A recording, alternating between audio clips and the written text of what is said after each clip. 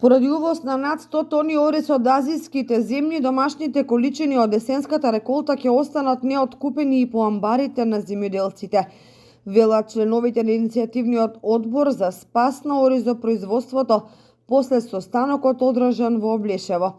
Тоа се случува во време кога цената на кочанското бело злато почна да оди нагоре, а земјоделците ги чувствуваа почетните благодети од одгледувањето на оваа специфична култура по повеќе години девалвиран откуп. Цената почна да се движи нагоре, но е повторно имаме на стагнација на состојбите и мислам дека ова ќе доведе уште до поголемо намалување на производството, разочарување кај нас земјоделците и се поголемо иселување на младите од овие простори.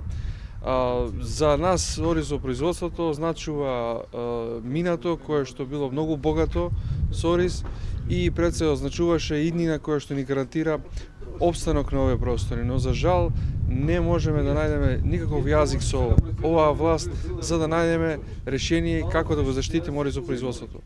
Во период кога имавме проблеми и болести кај оризот, кога имавме недостаток и ненавремено насејување на површините, најава за зголемување на водостопанство, сите оние тешкоти кои што ги минавме, еве сега ова е капак на се.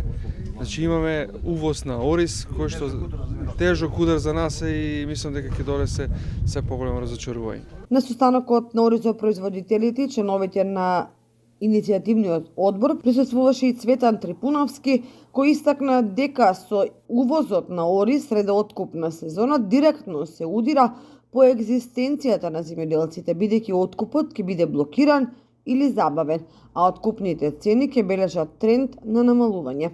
Освен тоа, му се нанесуваат индиректни штети на оризопроизводството и на брендот кочански ориз, затоа што преработувачите неретко го мешаат неквалитетниот увезен со домашниот ориз. Сето тоа се случува во време кога Македонија има доволно количини сопствен ориз. Тој ориз застигне од Индија до Македонија по некоја рентабилна цена за откупните компании, нешто тука е сомнително.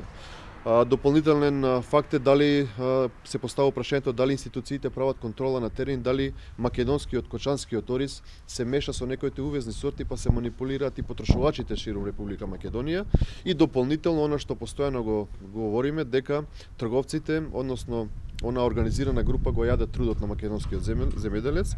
Ако откупната цена на арпата е 30 денари, а килограм, односно 900 грама пакување во маркетите широм Македонија чини преку 110-120 денари, тоа значи дека земјоделците работат за бадијала, а некој друго јаде нивниот труд.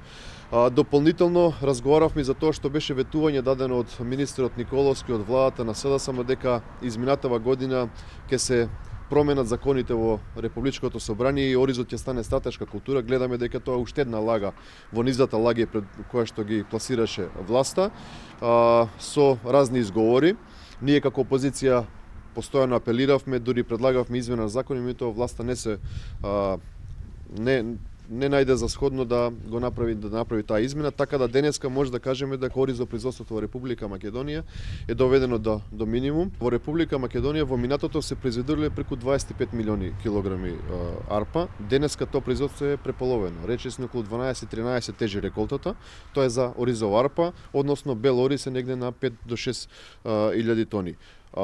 И во вакво производство може комплетно да ги задоволи домашните потреби и нормално Македонија да извезува квалитетен бренд македонски кочански ориз. Членовите на иницијативниот одбор за спас на оризопроизводството на состанокот во Облешево разговарали за организирање масовен протест на оризопроизводителите со цел владата да ги слушне нивните проблеми и да понуди соодветни мерки.